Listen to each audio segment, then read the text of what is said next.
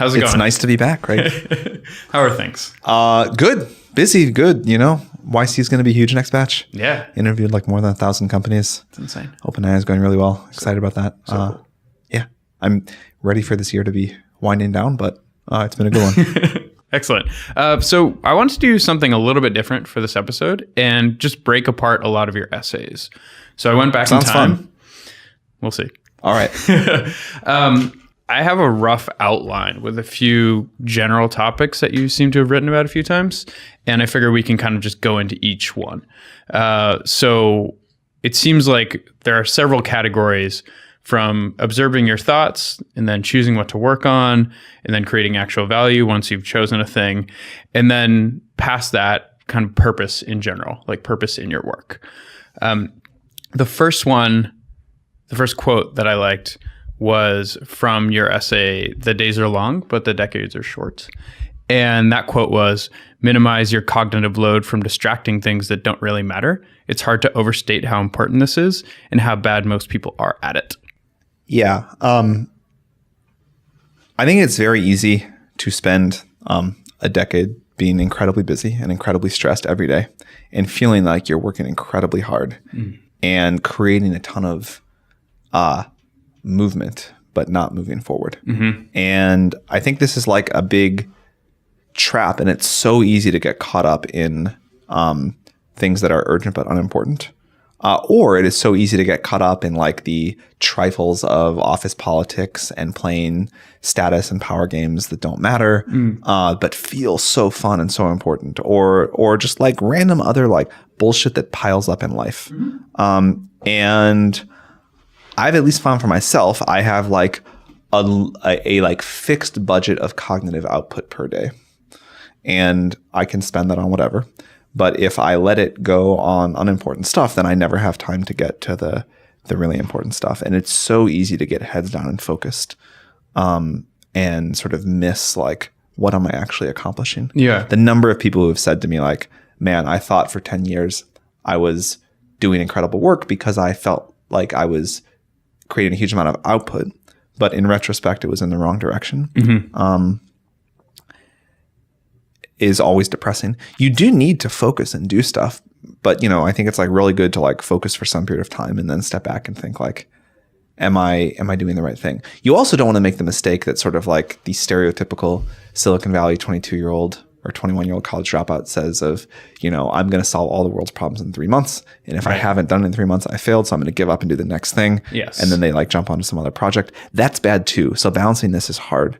But I think like checking in to make sure you're working on things that matter and working on an appropriate time scale, time horizon is really important. Yeah, because I kind of wanted to address broadly, how do you even frame that? You have a certain amount of like detachment that you need. Yeah. And so how do you step back when you need to? How do I do that?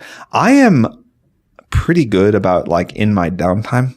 I naturally just think about like, do I feel like I am being maximally useful and working on the right things? Or are there like, should YC be doing something totally different than we are today? Yeah.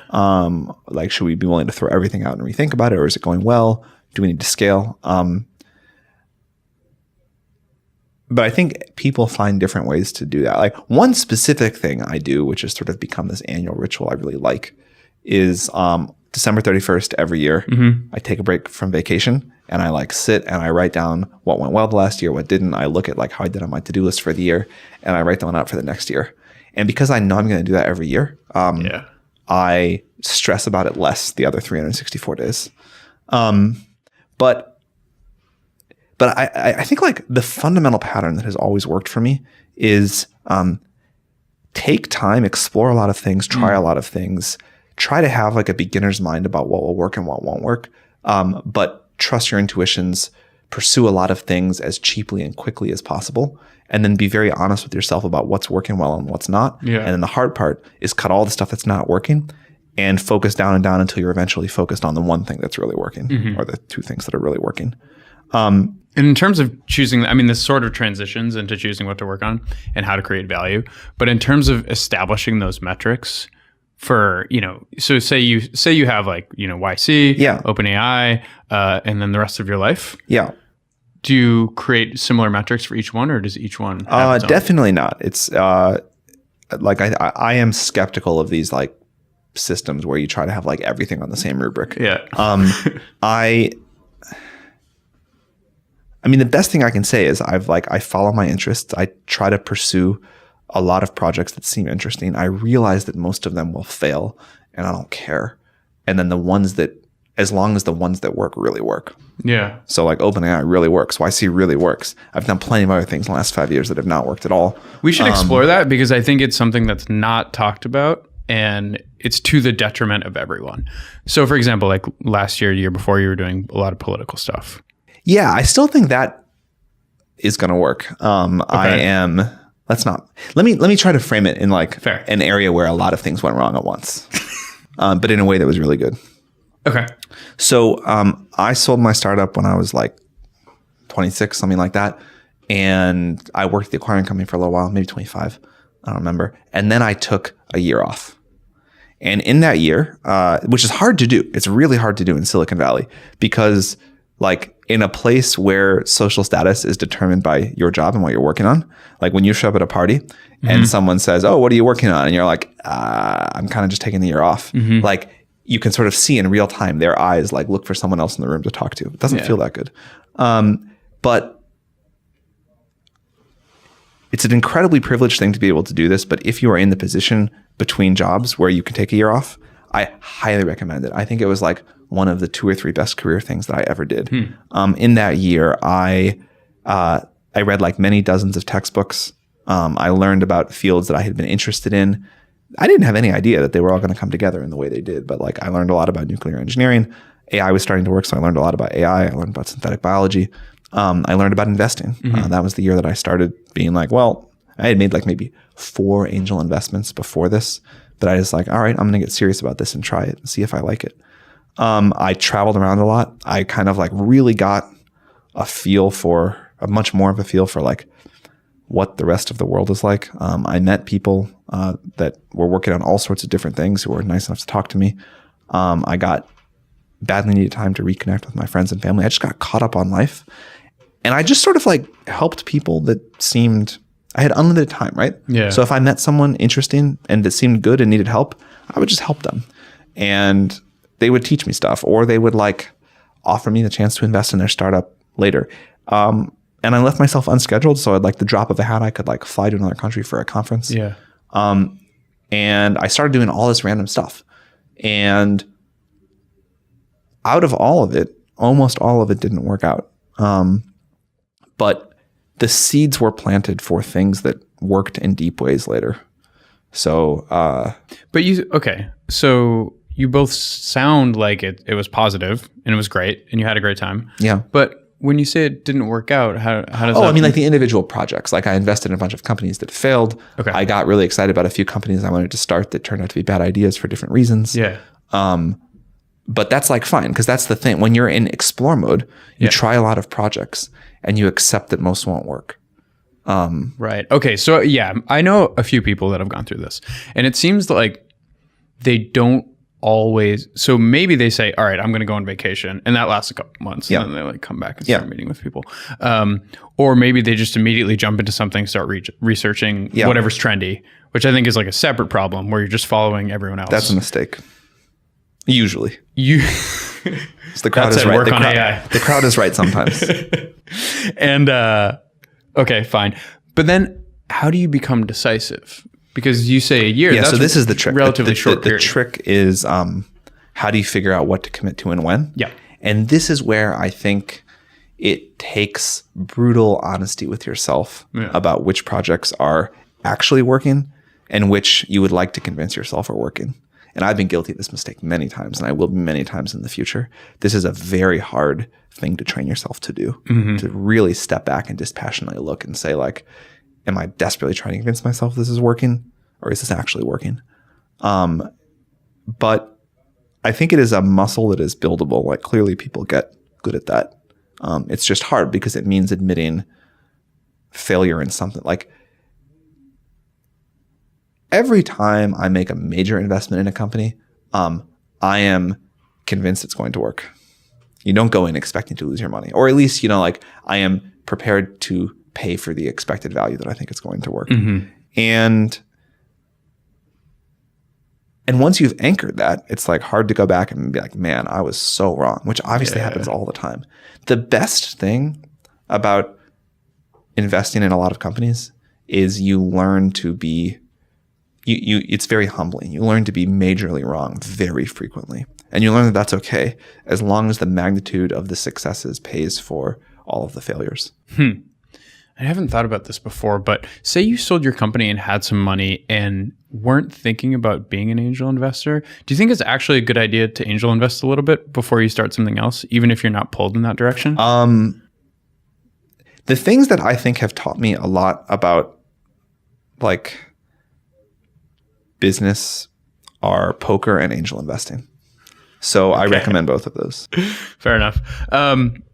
By the way, as a quick plug for poker, so I played a lot in college, like fairly seriously. And it's not for everybody, but I strongly recommend it as just a way to kind of like learn about the world and business and psychology and risk and everything else. Did you play like in Vegas, like competitively? A101. I went to school on the peninsula, and so I would go down there a lot. Yeah. That's great. Did that fund your startup?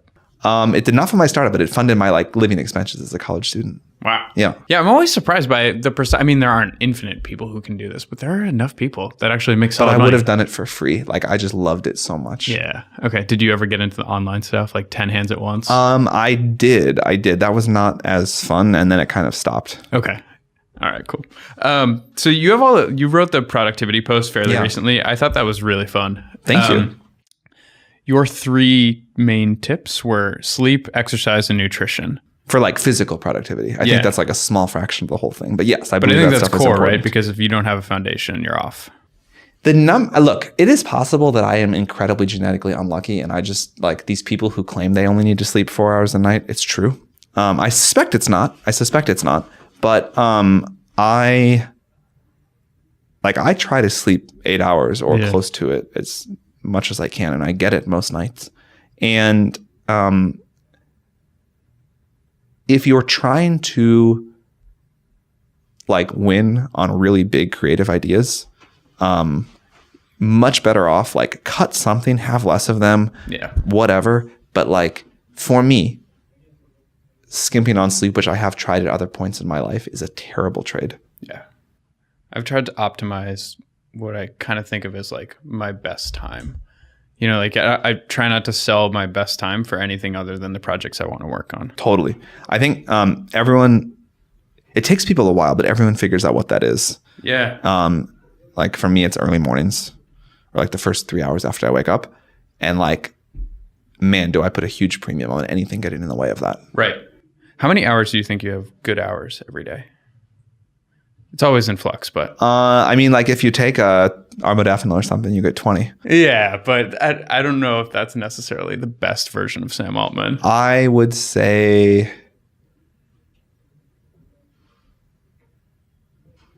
I mean, I can definitely like sit down and be like super productive for 8 hours in a row. No break. I mean, go to the bathroom, whatever, but like, no break. Yeah. Which I think is more than most people can do. But it's more than me. I mean, I think I can get 4 before I need to go work out or something. But it's definitely not like 16. And I think like the people who say 16, I feel like I get much more done than they do. So I just don't believe it. Maybe. Yeah. Until we evolve and someone can get 16 done. So in your broad writing on choosing what to work on, I love the Hamming lecture. I watched it a long time ago. And he's so much more prescriptive than most people are today, which I really enjoy the tone of. Do you remember that story of the lunchroom? I do. Yeah. You're right. People don't talk like that anymore. Not everyone. Not many. Or not many. It's been very interesting trying to sort of help create a research institution here. Yeah. And I do think we've done one of the more interesting research labs of the last couple of decades. The world isn't set up to support this anymore. And it's a very interesting question about why. But I think if you take one thing I've learned from OpenAI is if you sit down and say like, our research goal is to create AGI. Yeah. That's very far off and very hard. Yeah. You work on anything you want that is going to help us get there. Yeah. It's people are like, oh, no one said that before. Like, that's hard to do.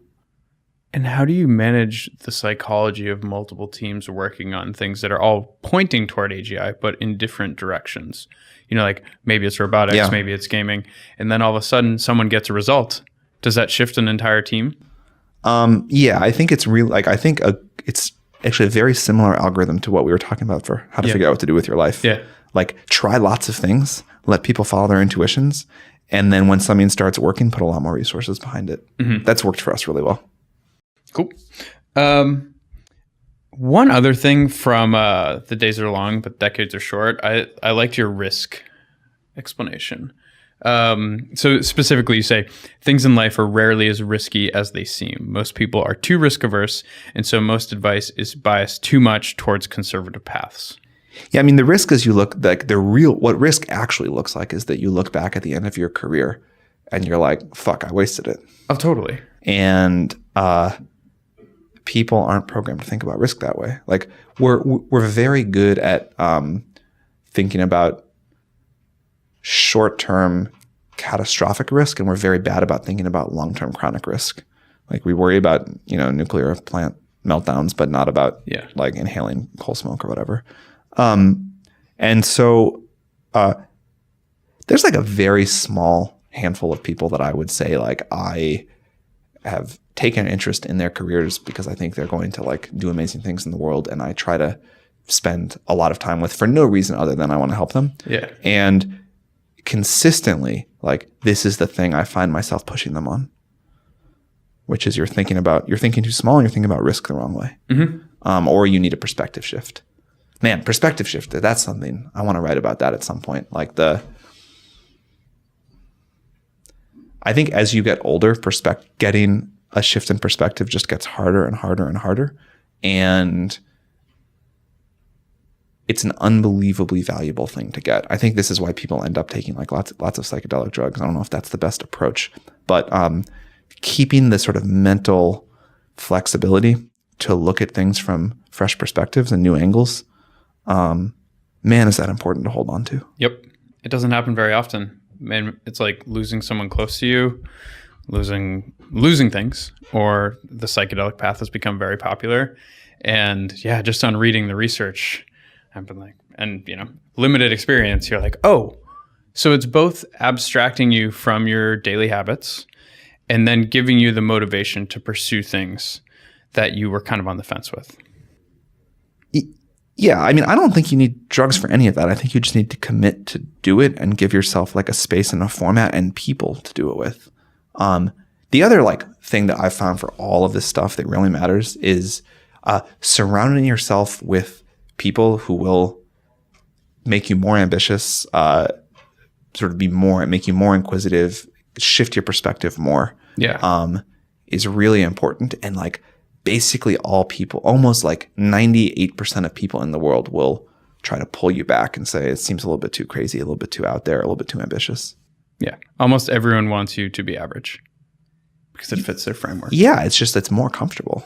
Oh, totally. It works. It works. Yeah. Has any book you've ever read on risk helped you understand risk, or is it just through experience? Playing poker is one good way to do it. Right. And reading poker books was good.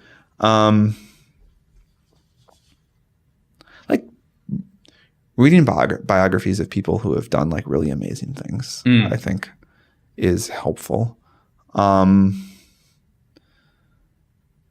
Like I love reading about sort of like the big iron science and engineering projects of history. Like I don't think it's hard to imagine I would ever get tired of like reading books about the Apollo program. Okay. So now that like the next kind of theme in a lot of your writing is about creating value, and say someone's chosen whatever they might want to work on. In your productivity essay, you say, my system has three key pillars. Make sure to get the important shit done. Don't waste time on stupid shit, and make lots of lists. I feel like you should have had shit in the last one. You never get away from the things you've written. Anyway, actually, I think it's good. Well, I do fundamentally, like, I maybe would have phrased it differently, but I do believe, I think people overcomplicate it. I think this whole like productivity porn thing where you have these like systems and like, you know, like these multivariable charts and 3-dimensional whatevers. Like those people never seem to be the people who like really move the world forward, I will observe. And I think any system, as long as it keeps you disciplined and getting done what you say you're going to get done, is fine. And I think like the simple ones really work. The one thing I would say is if you're going to try to like multitask a lot, written lists are very helpful. Mm-hmm. But beyond that, I think like whatever you find that works for you, is good. And I think like focus and prioritization are the keys here. Yeah, I do. I think that's true. I think for the most part, you know what to do and you know when you're screwing around and not doing it. One thing that I have found helps people is if they have like a lot of CEOs form these small groups of like accountability buddies. Mm-hmm. It happens very naturally during YC because you have your batchmates and you have like group office hours, and then you lose it and people feel their productivity sag. And so they reform the groups by themselves. And that seems to work. Yeah, there was this guy, Nick Crocker, who wrote this post, Elephants. I don't know if you ever saw this post. But yeah, it was him and 3 of his friends, basically weekly emails and then quarterly check-ins. It's very simple and easy to follow. Would recommend it. So the other thing you talk about in creating value, talk about these like big projects. And there's this other essay you wrote called What Happened to Innovation? And I think it's this fear that many people have like, oh man, all the cool shit already happened. When in reality, it is obviously happening, but you're questioning like, how can we incentivize more? I mean, if this one thing works, like if we do actually build AGI at OpenAI, that is more important than all of the innovation sum total in humanity so far.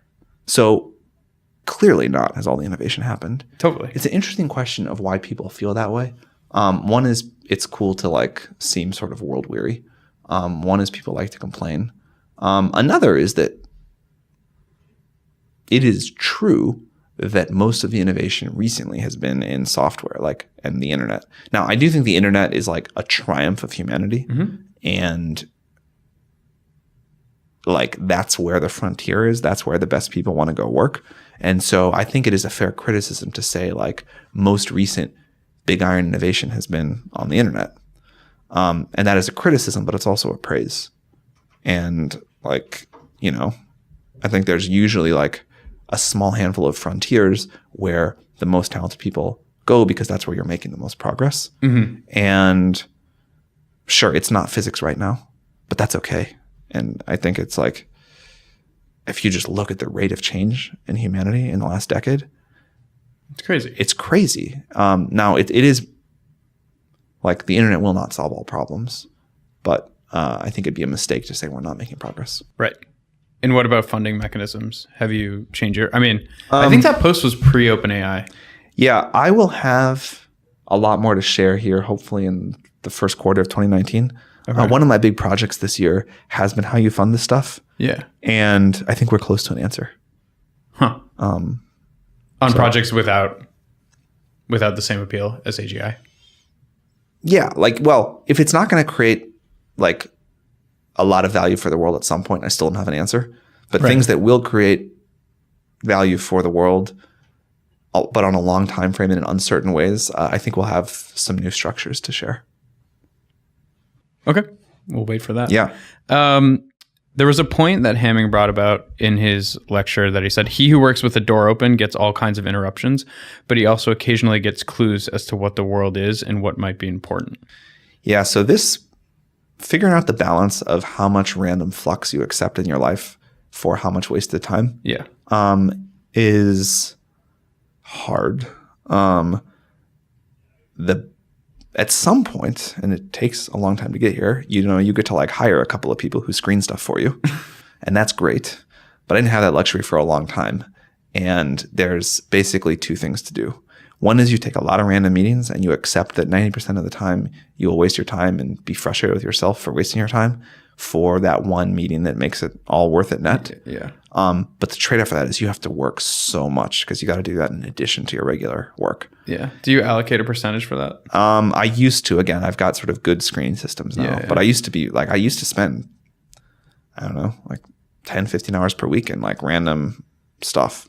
And most of the time it was just painful. And sometimes it's so valuable. I think if you cut it off entirely, it's disastrous. Like if you don't have any like flow of like people outside your network with new ideas or just a lot of talent that is appreciated, it's really bad. That's like a key point to that lecture. Yeah. Where it's like Nobel Prize winners only work on important problems and it removes them from that. Yeah. So you can't cut it off totally. But if you're not willing to work really hard, I think you do have to just cut it down a lot. Okay. Yeah. This is related. I remember it was a funny moment at the hackathon like last year when you were there. There was some team who was like, we're going to do this and then we're going to do that. And then we're going to work on rockets or like help work on the rockets. And you said something that I thought was so great where you're like, if you want to work on rockets, go work on rockets. Yeah. I don't believe in the deferred life plan. Yeah.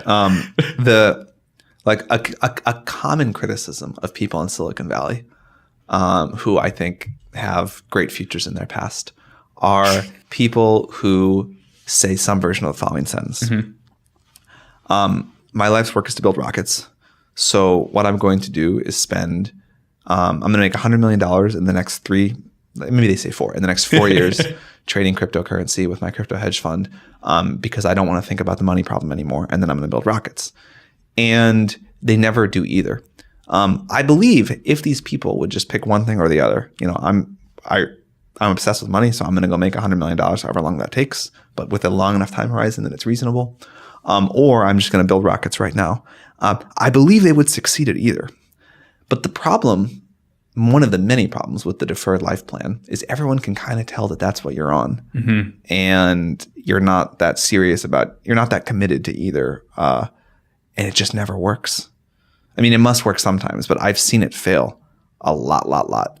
And I understand the temptation of it, and I understand the degree to which people feel, well, they're never like, I'm going to make $1 million and then work on rockets and just raise the capital. Right. It's always like, there are people that tend to be obsessed with like making a lot of money. Mm-hmm. And I understand the temptation to like figure out basic financial security. Of course, like I needed that myself. But like, I think one of the things that's amazing about Silicon Valley is you actually can raise money as an unknown 22-year-old to go make a rocket company. It's happened several times at YC. Yeah. And so if that's what you want to do, like just get on with it. The company will pay you a salary. Like you'll be fine. If you can raise money at all, you'll be fine. And if you can't raise money, like think about something else. But it is,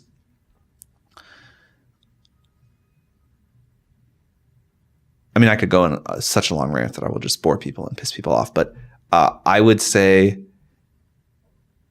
the deferred life plan empirically usually does not work. Right. And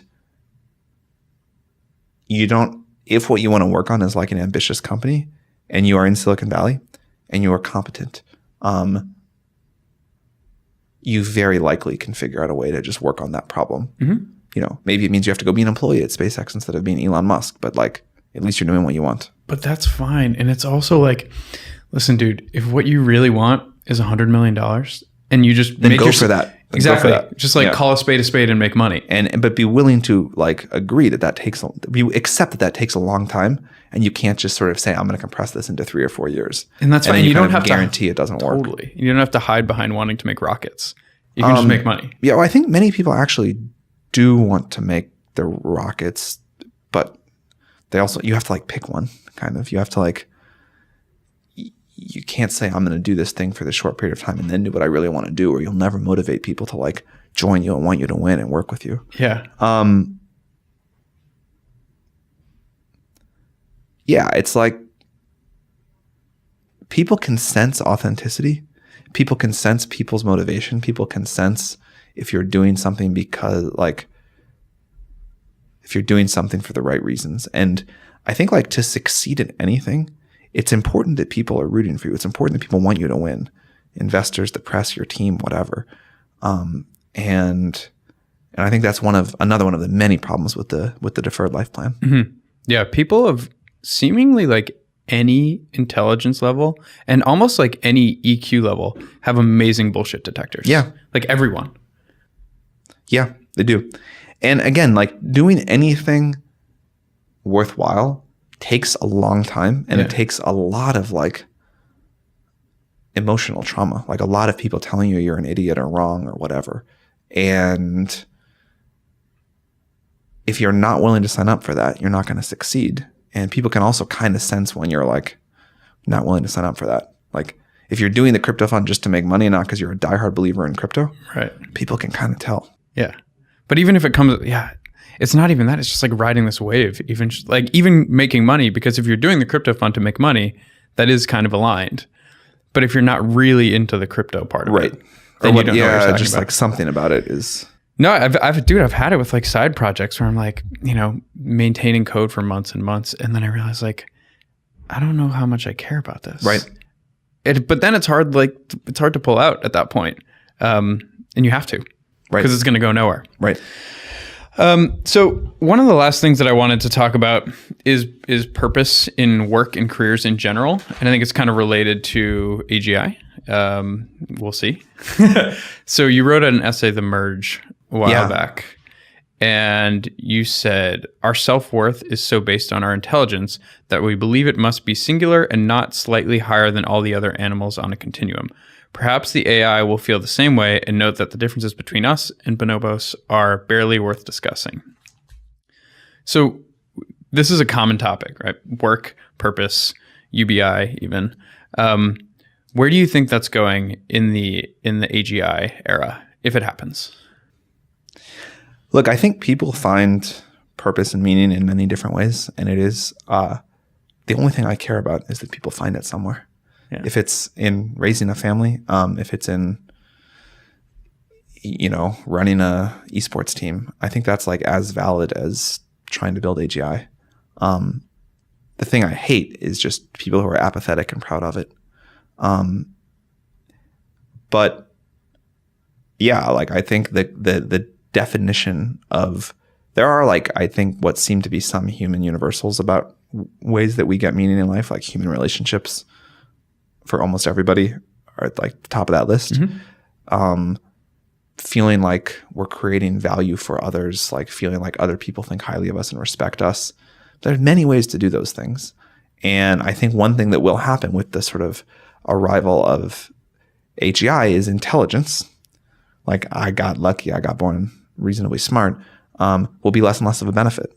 And, like 60,000 years ago, like running around, intelligence wasn't that much of a benefit. Like physical strength, endurance, much more important. 60,000 years from now, human biological intelligence, I don't think will be that much of a benefit again. And it happens to be at a moment in society where it is really valuable. Yeah. I found in particular, it's out here. Like intelligence is so highly rated that people seem oddly disconnected from their bodies. So it's been cool seeing you like doing the whole workout plan now. The Sam Altman gun show. I know. How much do you weigh now? I think I gained 18 pounds of muscle mass this year. That's crazy. Really? Yeah, and vegetarian too. There's a lot of lifting. Interesting. So you're heavy lifting, right? Heavy lifting. You feel better? I do. Much better than doing like heavy cardio. Yeah. Well, the thing with that, like I've shifted over to lifting this year and I've found that, so first of all, you get way stronger, way faster. Like heavy cardio does almost nothing. It just makes you eat a lot more. I was good at bike riding, but like now I actually see physical progress, which is crazy. I mean, the sad thing about it is like, so I like gained all this weight, which makes it like harder to run, and I haven't been running this year. Yeah. So like, I don't even know if I could run a mile without stopping at this point. So in some sense, I'm in terrible shape, but in other sense, like I'm really strong. But they're so different. Yeah, they're diametrically opposed. There are people online that are like, oh, well, if you get your squat up to 500, you can bike anything. And I was like, you don't understand power to weight. Right. So are you going to set a goal for your fitness? For 2019? I will on December 31st. Okay. I don't know. Question mark. I already hit my lifting goals for this year. But I'll keep going to the end of the year anyway. Nice. Congrats. Thank you very much. I think the last thing is like, what are you reading right now? The last thing I read, it's really short. I recommend it a lot. It's called The Way to Love by Anthony DeMello. It'll take you like an hour to read. It was recommended to me by Naval. Okay. And it is a series of meditations on life. And it is a super fast read. And I just finished it and I really enjoyed it. Excellent. We'll check it out.